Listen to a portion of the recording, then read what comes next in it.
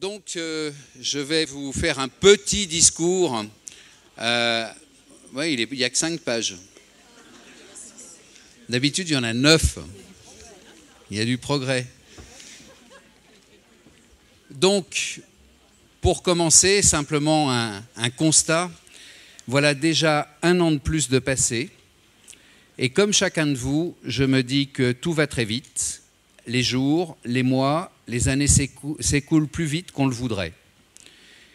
Avec cette rapidité se conjugue l'exigence du plus grand nombre de toujours avoir de la nouveauté, mais aussi celle du refus de la contrainte ou du changement de nos habitudes. C'est dans ce cadre que tous les jours, vos dirigeants, nos dirigeants, doivent gérer et imaginer l'avenir. Si vous additionnez à cela les rancœurs, les pressions, les intérêts personnels de quelques-uns, les pots de banane d'autres, il faut effectivement avoir de la conviction et du dévouement pour arriver à améliorer la vie au quotidien et à s'engager sur le chemin de l'avenir. Comme chaque année, je voudrais vous dire combien je suis fier de diriger mon équipe municipale qui a su prendre les meilleures décisions possibles pour poursuivre le renouveau de notre commune. Combien également je suis chaque jour épaté par le professionnalisme du personnel communal qui, au quotidien, réalise avec compétence toutes les tâches demandées, même les plus exigeantes.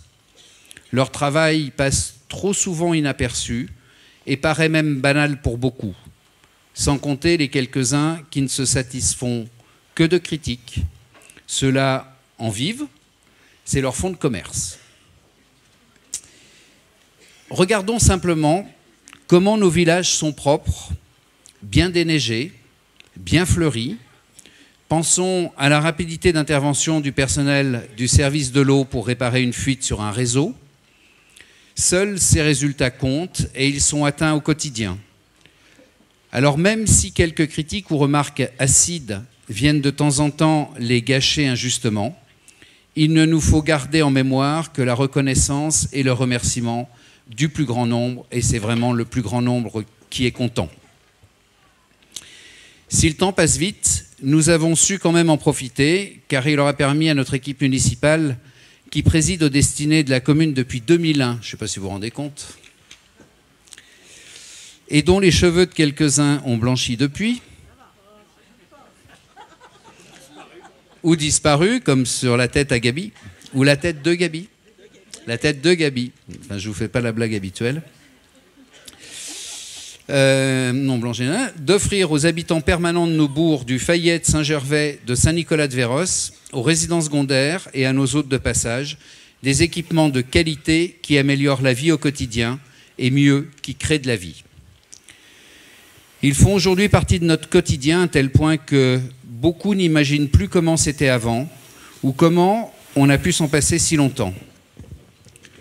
Le pont de contournement, la nouvelle piscine, l'école Marie-Paradis et la patinoire rénovée, les églises de Saint-Nicolas et de Saint-Gervais restaurées, le musée d'art sacré, la maison forte de Haute-Tour, sans parler des centres-bourgs du Fayet et de Saint-Gervais qui ont retrouvé toute leur attractivité.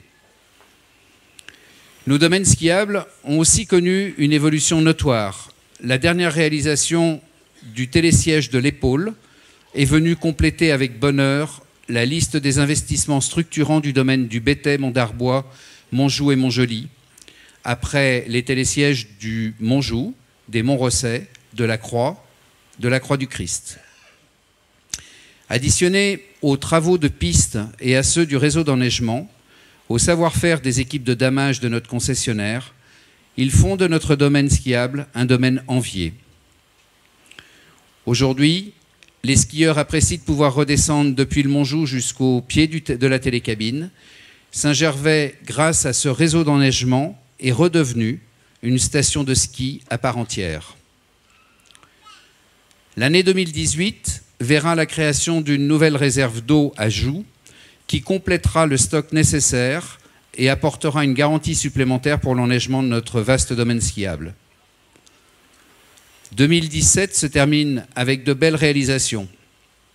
L'une des plus marquantes aura été l'écrin neuf dans la plaine des Prats et en pleine nature des Petits Éterlous, qui accueille désormais toutes les activités de la petite enfance. Cette activité petite enfance qui est désormais gérée par le groupe Babylou dans le cadre d'une délégation de service public. L'établissement thermal a commencé sa mutation et sa restauration sous la baguette de L'Oréal, nouvel actionnaire de la Société des Thermes, également délégataire de la commune.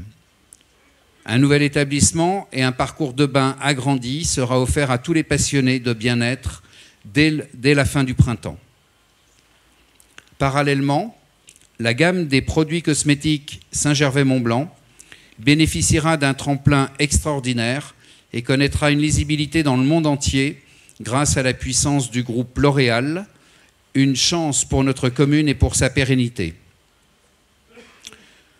Le nouvel hôtel de 75 chambres à proximité de la gare du TMB, dont la livraison est attendue pour Noël prochain, sera exploité sous l'enseigne prestigieuse M Gallery by Sofitel et permettra de diversifier la capacité d'accueil touristique. En écho, un nouvel hôtel de grande qualité à Saint-Nicolas-de-Véros résoudra en partie le déficit en lits d'accueil de ce village. Ces investissements récompensent bien évidemment la politique de la commune, mais sont aussi la marque que désormais Saint-Gervais est non seulement reconnu comme une grande station française et mondiale, mais également comme une commune en devenir. Pour le bonheur de tous, l'offre de restauration se développe d'année en année et permet de satisfaire tous les plaisirs gastronomiques, que ce soit sur le domaine skiable l'hiver, dans les alpages l'été ou dans les bourgs de la commune. Les commerces assurent une animation essentielle à la vie des habitants et des touristes. Face à la concurrence des grandes surfaces de la plaine et de l'e-commerce, leurs activités ont parfois du mal à exister. Il est de notre responsabilité, si nous ne voulons pas que demain les centres des villages ne deviennent déserts, de les épauler en leur assurant de nos achats toute l'année. Ce n'est pas un vœu pieux, c'est le prix à payer pour que le petit commerce puisse continuer à vivre. Et ça, c'est important parce que sans commerce, il n'y aura plus beaucoup de vie dans les centres des villages. 2018 sera, comme les années précédentes, une année riche en petits et en grands travaux. La MJC fera l'objet d'une réhabilitation importante, conciliée à des travaux indispensables d'économie d'énergie. Le pont du Diable sera doté de nouveaux trottoirs respectant les normes pour les personnes à mobilité réduite et sera doté d'un éclairage identique à celui du nouveau pont. Après la réhabilitation de l'aire de jeu d'enfants de Saint-Gervais en 2017 sur le thème du TMB et de la montagne, ce sera au tour de celle du parc thermal du Fayet d'être complètement repensée en 2018 sur un thème en lien avec l'eau et le parc thermal. Ces travaux seront accompagnés par la réfection du parcours aventure par la compagnie des guides, mais aussi par un projet communal de Via Ferrata dans les gorges du Bonnan. Le Fayet complétera sa toilette de printemps au travers de la restructuration complète du jardin public situé à côté du bureau d'état civil, dans l'angle de l'avenue de Genève et de la rue de la Poste, avec des matériaux et des plantations de même nature et de même facture que ceux qui ont été utilisés pour la restauration du jardin public de l'église de Saint-Gervais. Le centre sportif de Saint-Gervais sera aussi l'objet de toutes les attentions, avec la construction de 2 nouveaux tennis, en remplacement de ceux situés en face de l'hôtel Valjoli, qui eux laisseront la place à un parking d'une 40aine de places. Un pump track complétera ces équipements pour le plus grand bonheur des jeunes. Saint-Gervais ne sera pas en reste pour les événements artistiques et l'art contemporain. La Fête des Lumières a émerveillé pour la 2e fois petits et grands. Les grandes manifestations habituelles, dont la prochaine sera en mars, le Festival Mont-Blanc d'humour, s'étofferont cet été par une exposition des sculptures de Denis Montfleur, réputé pour ses sculptures qu'il taille directement dans la pierre, tant au parc thermal que dans les bourgs de Saint-Gervais et au musée d'art sacré de Saint-Nicolas. L'une d'elles, appartenant à la collection de la famille Courcol, a été installé dans le jardin de la maison forte de Haute-Tour il y a environ 2 ans. Après la transformation épatante et étonnante du parking couvert en un musée ouvert à tous, ce seront les murs intérieurs de la piscine qui s'orneront de tableaux qui seront réalisés par plusieurs des artistes de 2KM3. C'est vrai que cette piscine, elle est belle, mais il y a beaucoup de béton, et le béton, c'est beaucoup gris. Donc s'il y a des entrepreneurs, ce serait bien de faire du béton coloré. Et donc, comme on ne veut pas porter atteinte à l'œuvre de l'architecte qui a fait la piscine, ce ne seront pas les murs qui seront peints, ce seront des tableaux qui seront accrochés dans l'enceinte de la piscine et dans les couloirs. Donc on va en faire une piscine musée. 2018 sera également une année importante pour l'exploitation des remontées mécaniques. Du côté du TMB, équipement qui appartient au conseil départemental de la Haute-Savoie, auquel on doit le financement total de la réfection des 12 km de voies pour plus de 20 millions d'euros. Le pont a coûté 25 millions. Les voies du TMB, qui n'avaient pas fait l'objet de beaucoup d'entretien depuis 1900 et les poussières, 1909, c'est plus de 20 millions simplement pour refaire la voie. Ces travaux donc devraient s'achever cette année. Ce sera une page qui se tourne, puisque la concession actuelle, qui est celle de la Compagnie du Mont-Blanc, donc qui est le concessionnaire, cette concession s'arrêtera le 31 décembre 2018. Ce sera donc dans le cadre d'un nouveau contrat de concession que le nouveau concessionnaire, même si la Compagnie du Mont-Blanc devait se succéder à elle-même, aura la charge d'appliquer les décisions prises par le conseil départemental. En particulier, le prolongement de la ligne actuelle jusqu'au nouveau refuge du Nid-d'Aigle et l'achat de 2 ou 3 nouvelles motrices pour permettre d'accroître l'activité de ce magnifique train, tant sur le plan touristique que comme moyen de transport propre et rapide entre les bourgs de Saint-Gervais et du Fayet. Sur les pentes du Bétet, Mont-d'Arbois, Montjoux, Montjoly, 2018 verra le conseil municipal faire le choix du nouveau concessionnaire qui exploitera ce domaine skiable et qui réalisera les investissements pour les 2 prochaines décennies à partir du 1er juillet 2019. Il me reste à vous parler du Mont Blanc. Vous pouvez acheter le Messager, il y a un bon article dedans. Ce sommet qui veille sur notre vallée et sur lequel nous avons le devoir de veiller. Depuis de nombreuses années, vous savez que j'ai à cœur de ne pas sacrifier ce magnifique et symbolique sommet sur l'autel de l'appât du gain ou de l'irrespect de quelques-uns qui brandissent comme excuse l'étendard de la liberté. Cet été fut terriblement meurtrier. Et je dois vous dire ma stupéfaction face à la réaction de Pierre Lambert, préfet de Haute-Savoie, qui, au travers de ses déclarations, a laissé penser que la mort faisait partie du risque. Mais aussi à la lecture de celle faite par Jacques Dallest, ancien procureur général de Chambéry et procureur général de Grenoble, qui se dit être un opposant acharné à l'idée d'une pénalisation de la montagne, je le cite, allant même jusqu'à déclarer, et là, c'est pas une belle déclaration, à propos des secouristes, c'est-à-dire des gendarmes du PGHM et autres secouristes, que cela fait partie du métier de secouriste que de s'exposer. Moi, je trouve quand même que quand on a un procureur général qui se permet de juger avant qu'il y ait un procès, c'est plus de la justice qu'il fait, c'est de la politique. Et donc, je crois que les 2 propos sont très déplacés. Une vie humaine, ça a une valeur.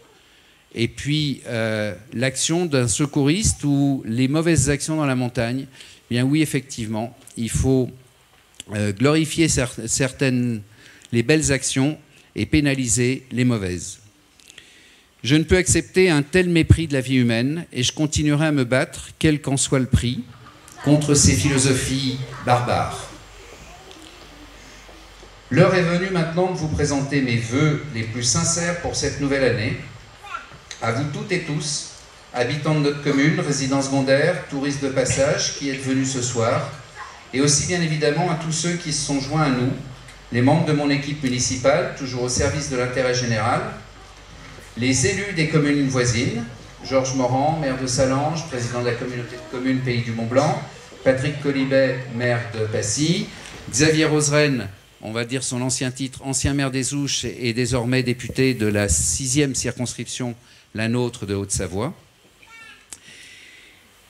les élus des communes voisines, les représentants des institutions civiles et militaires de notre pays, les sapeurs-pompiers. L'engagement qui est le vôtre, mesdames et messieurs les élus, quelles que soient vos fonctions, doit être salué, mais surtout respecté. Car être élu, c'est avant tout s'engager à donner de son temps et de soi pour les autres. Mais c'est aussi vouloir travailler avec pour seul objectif l'intérêt général. Ceux qui visent d'autres desseins, qui utilisent leur mandat à des fins personnelles ou qui cultivent jalousie, rancœur, ne sont pas dignes d'être des représentants de la population. La démocratie, c'est avoir le droit de s'exprimer et d'être respecté. Ce n'est pas le droit d'une minorité d'imposer par tout moyen ses idées et ses envies.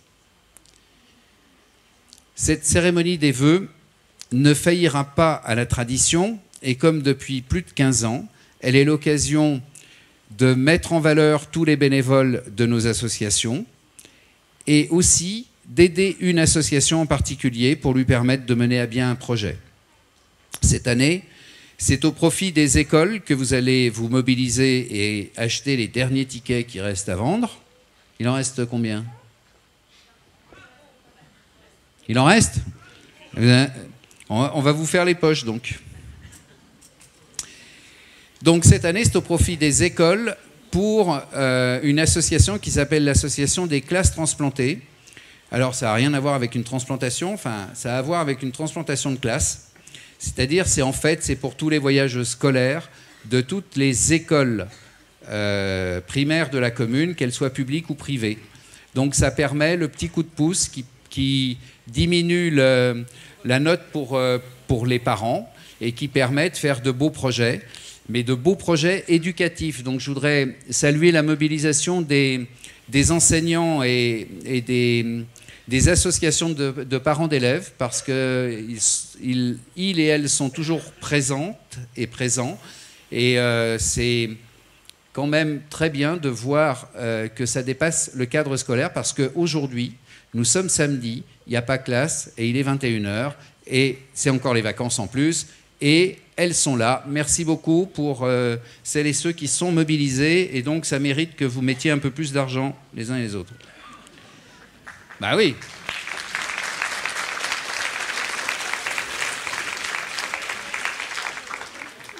En attendant, je vous souhaite de passer une belle soirée en vous régalant du spectacle de l'orchestre UFO, mais aussi de bien vivre ici à Saint-Gervais, au Fayet, à Saint-Nicolas, tout au long de cette année 2018. Bonne année à toutes et à tous.